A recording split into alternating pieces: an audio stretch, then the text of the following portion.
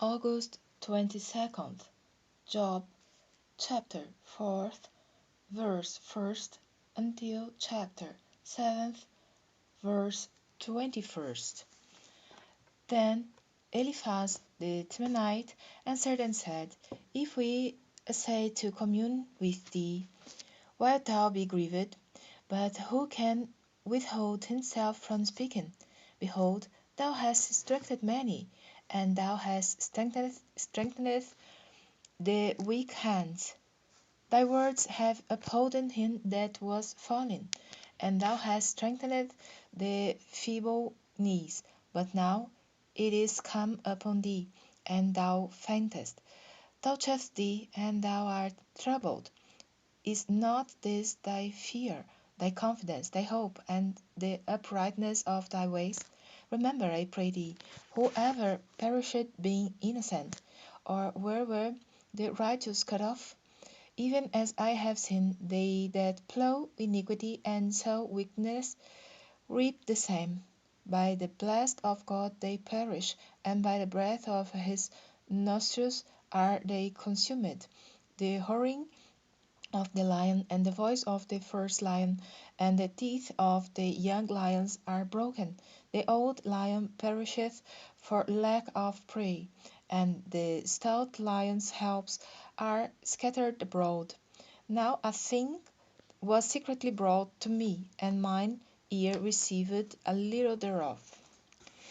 Is thoughts from the visions of the night, when deep sleep falleth on man. Fear came upon me, and trembling, which made all my bones to shake. Then a spirit passed before my face, the hair of my flesh stood up. It stood still, but I could not discern the form thereof. An image was before mine eyes. There was silence, and I heard a voice, saying, Shall mortal man be more just than God? Shall a man be more pure than his Maker? Behold, he put no trust in his servants, and his angels he charged with folly. How much loss in them that dwell in houses of clay, whose foundation is in the dust, which are crushed before the moth? They are destroyed from morning to evening, they perish forever without any regarding it. Doth not their excellency which is in them go away? They die, even without wisdom. Call now, if there be any that will answer thee, and to which of the signs wilt thou turn? For wrath killeth the foolish man, and envy slayeth the silly one. I have seen the foolish taken root, but suddenly I cursed his habitation. His children are far from safety, and they are crushed in the gate. Neither is there any to deliver them. Whose harvest the hungry eateth up, and taketh it even out of the thorns, and the robber swalloweth up their substance. Although affliction cometh not forth of the dust, neither doth trouble spring out of the ground, yet man is born unto trouble, as the sparks fly upward. I would seek unto God, and unto God would I commit my cause, which doth great things and unsearchable, marvellous things without number, who giveth rain upon the earth, and sendeth waters upon the fields, to set up on high those that be low, that those which mourn may be exalted to safety. He disappointeth the devices of the crafty, so that their hands cannot perform their enterprise. He taketh the wise in their own craftiness, and the counsel of the froward is carried headlong. They meet with darkness in the daytime, and grope in the noonday as in the night. But he saveth the poor from the sword, from their mouth, and from the hand of the mighty. So the poor hath hope, and iniquity stoppeth her mouth. Behold, happy is the man whom God correcteth. Therefore despise not thou the chastening of the Almighty. For he maketh sore, and biteth up, he woundeth, and his hands make woe. He shall deliver thee in 6 troubles, yea, in 7 there shall no evil touch thee. In famine he shall redeem thee from death, and in war from the power of the sword. Thou shalt be hid from the scourge of the tongue, neither shalt thou be afraid of destruction when it cometh. At destruction and famine thou shalt laugh, neither shalt thou be afraid of the beasts of the earth. For thou shalt be in league with the stones of the field, and the beasts of the field shall be at peace with thee.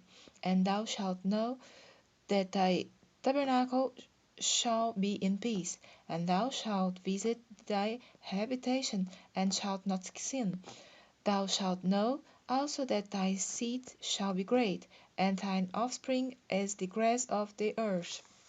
Thou shalt come to thy grave in a full age, like a shock of corn cometh in in his season. Lo this, we have searched it, so it is.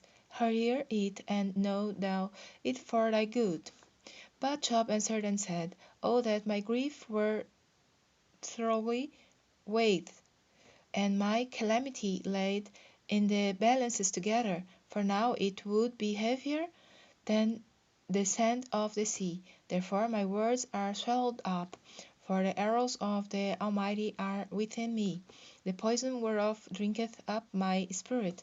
The terrors of God do set themselves in array against me. Doth we wild ass bray when he hath grass, or loweth the ox over his fodder? Can that which is unsavory be eaten without salt? Or is there any taste in the white of an egg? The things that my soul refuseth to touch are as my sorrowful meat. Oh, that I might have my request, and that God would grant me the thing that I long for, even that it would please God to destroy me, that he would let loose his hand and cut me off. Then should I yet have comfort. Yea, I would harden myself in sorrow. Let him not spare, for I have not considered the words of the Holy One. What is my strength that I should hope? And what is mine end that I should prolong my life? Is my strength the strength of stones? Or is my flesh of brass? Is not my help in me?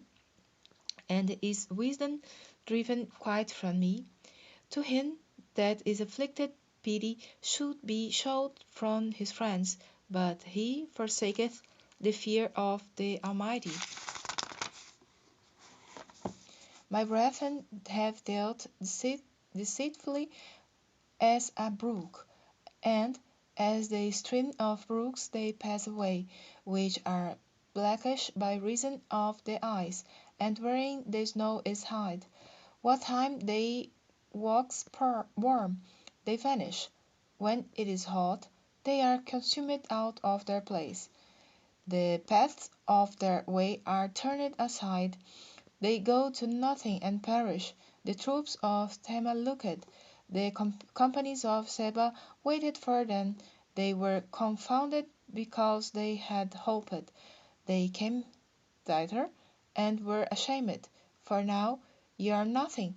Ye see my casting down, and are afraid.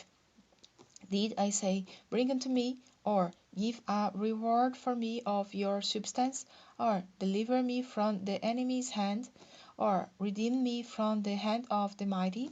Teach me, and I will hold my tongue, and cause me to understand wherein I have erred. How forcible are right words! But what doth your arguing reprove?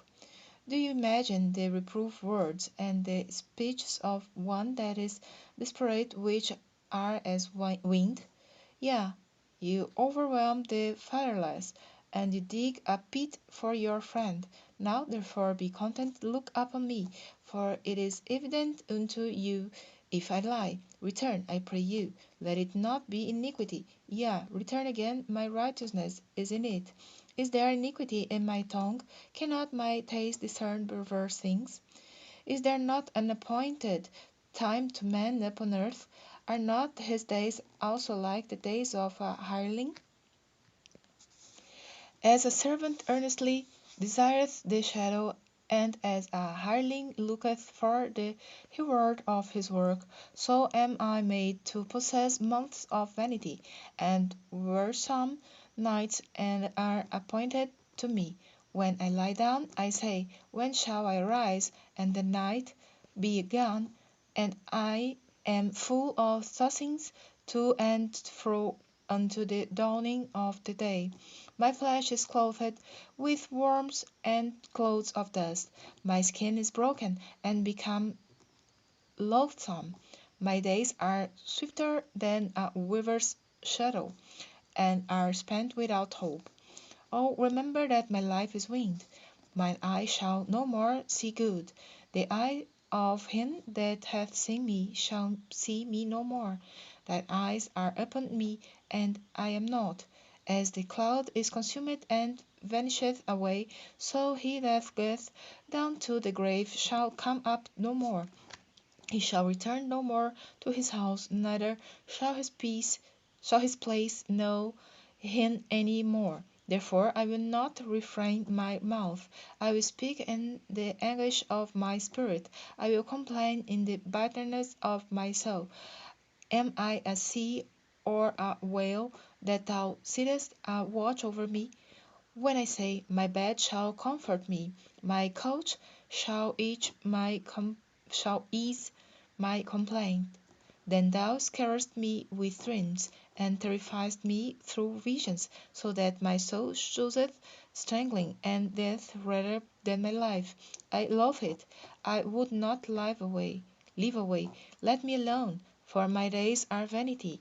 What is man, that thou shouldest magnify him, and that thou shouldest set thine heart upon him, and that thou shouldest visit him every morning, and try him every moment?